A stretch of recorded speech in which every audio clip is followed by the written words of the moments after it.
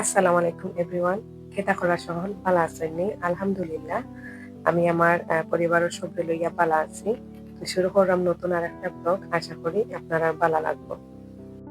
এর আগর ব্লগ যারা দেখছেন তারা জানেন যে আমার পরিবারের সবরে লইয়া আমি বাংলাদেশ বেড়ানি যাইয়া। আর যেহেতু আমি সিলেটের পড়ি, তো চিন্তা হলাম আপনারা লোকে সিলেটি আঞ্চলিক ভাষায় ব্লগগুলা শেয়ার করবো। আশা করি আপনারা ভালো লাগবো। তো এইখানেও সকালের যে ব্রেকফাস্ট ওটা দেওয়া হয়েছে। তো ব্রেকফাস্ট আছে অমলেট, সিদ্ধ সবজি, একটা ভেজিটেবল আছে, আর কিছু ফ্রুট দিছে তারা, আর ক্রোসন আছিল, বাটার আছিল, আর চা কফি তো আছিল। তো আমি আমার নাস্তাটা করলাম মোবাইল দিই, আর চাহেদায় আপানতে লইয়া করা আর সাপানতে লইয়া তাইনোর বাবাই অলরেডি করে লিছেন নাস্তা।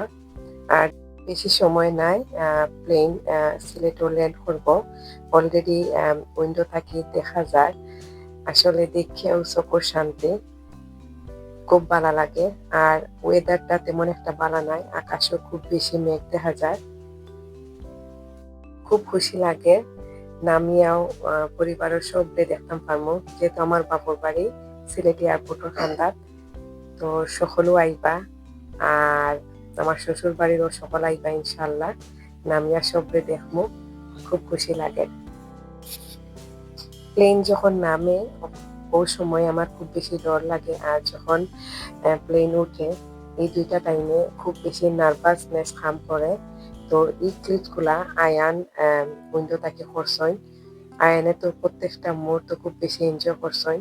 উইন্ডোর খান্দাত বইয়া সবটা দেখছই, কিলা নামে কিলা উঠে, আর বারবার হইয়া খুব ভালো লাগে তাইনর। আলহামদুলিল্লাহ, আল্লাহর কাছে লাখ লাখ শুক্রিয়া, সহি সালামতে আমরা প্লেনটাকে শহর নামছি। আর বেশি একটা সময় লাগছে না, 10-15 মিনিটের ভিতরে আমরা ইমিগ্রেশন শেষ করে লাইছি। আর ইমিগ্রেশন থাকি সব দেখতাম পারলাম আমার ভাতিজা জয়েন, তারপরে আমার কাজিন হল, তো সব মোটামুটি পরিচিত মানুষের চেহারা দেখলাম, দেখতেও ভালো লাগে। আর যেহেতু এই জায়গাটা আমার খুব পরিচিত একটা জায়গা, আমি প্রতিদিন এয়ারপোর্টও জব করছি, যার কারণে সব পরিচিত মুখ, আমার কলিগস, তারপরে আমার কাজিন হল। আর তো বিক্রি গিয়া দেখি বাই এইসন, তারপরে আমার রিলেটিভ সকল এয়ারপোর্টের ভিতরে হামাইছেন। তো তারা লোকে দেখা করিও ভালো লাগে। বেগেজ এখনো আইছে না, বেগেজও লাগে, আমরা অনেক ওয়েট করলাম। তো আমরা সব বারোই গেছি, আমি, আবার সাফওয়ান, জাহেদা, আর বেগ আমার কাজিনে আর পাতিজা লইয়াইরা। তো আম্মারে দেখিয়া খুব ভালো লাগে, বারবার আম্মায় খান্দিরা। আর আমার শাশুড়ি, আম্মা, তারপরে ভাই আর বোন সকলও আইসন। আলহামদুলিল্লাহ, সবরে দেখিয়া অত ভালো লাগে। আব্বা খুব বেশি অসুস্থ, তো আব্বারে তো আর এয়ারপোর্টও দেখতাম পারছি না। তো আইছি বাড়িতে ইয়া আব্বারে দেখিয়া দুপুরে অন্য লাঞ্চ করিয়া তারপরে রওনা দিব শ্বশুর বাড়ি। আর বাড়ির তো সকলে আয়ান রে দেখিয়া খুব খুশি, আয়ান বড়ই গেছেন। আর আপান চাপান রে তো পয়লা সকলে দেখরা দেখিয়া খুব বেশি খুশি হয়েছেন। এই ব্লগটা আসলে 3 মাস আগর সামারও, আমরা যখন আগস্ট দেশে গেছিলাম। আমার তো এখনো দেখিয়া স্বপ্ন লাগে, আবারও লাগে কোনদিন যাইতাম। আমি যখন বয়ে যাবার দিলাম, আমার আসলে খুব কষ্ট, জানে আবার যাইতাম কি। তো গেট ধরছিলা আয়নর লাগে। তো আয়ানে ফিতা কাটিয়া তার বাদে ঢুকছই।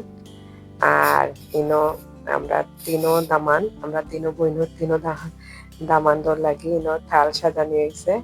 তো থাল দেওয়ার সময় যে একটা কেতা করা হয়, চাঁদাবাজি করা হয়, ওটা শুরু হয়েছে।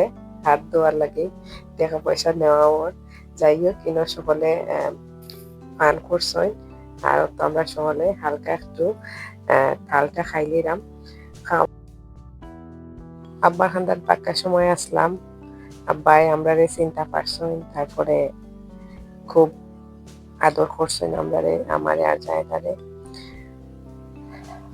আর হইল গিয়া দুপুরের লাঞ্চ রেডি করছেন।